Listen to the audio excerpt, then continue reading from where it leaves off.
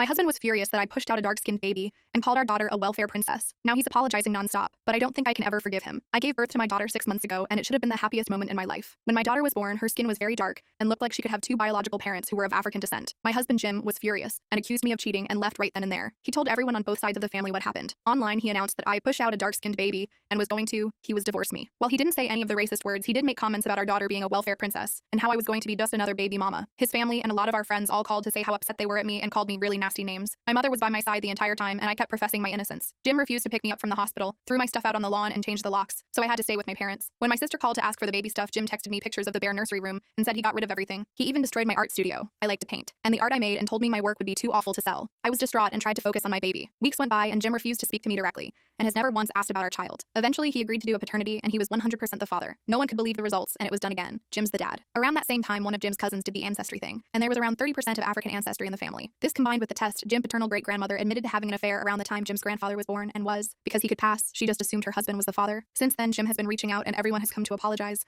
and while it did feel good to feel vindicated, the damage has been done. I can't unhear or unsee all the horrible things that was said and done, not just to me, but to my child as well. Jim made some very racist remarks, things that I thought he'd never say, and he did it so easily. Regardless of what our daughter looks like, I don't want her to be around that. What else will Jim and his family say or do the next time they get mad? How are they going to treat our daughter when she does something that upsets them? Jim has been begging for forgiveness. I said I needed time. He asked to see the baby, and I let him, but I'm too afraid to physically hand her to him. He's repairing the nursery and keeps asking me what I would like, and I cry every time saying we already had what I liked, and some of the items that we had can't be replaced. He asked me if I still loved him, and I admitted that he showed me his worst self, and I don't know if I could live with that image. I didn't mean to be hurtful, but it's how I feel. Based on the pictures Jim sent me, he didn't take a sledgehammer to the crib or anything. He just took stuff down to either return it for the money or gave it away. While deeply hurtful, I wouldn't call it violent, but maybe it is. Update 2. First, my parent who was adopted did the ancestry/23 thing, and it turns out that Jim wasn't the only one who had African ancestry. My parent had at least 45%, which means I have at least 20%. I am legally separated from my husband with primary custody, and I'm living with my parents until further notice. He still keeps apologizing and wants me to come back to the house. He even offered to leave so I could stay with our daughter, but I don't want to and really like having the support of my parents. My dad is retired, so he does a lot of the babysitting while my mother and I work remotely. I do go to the house every so often so Jim can see his daughter,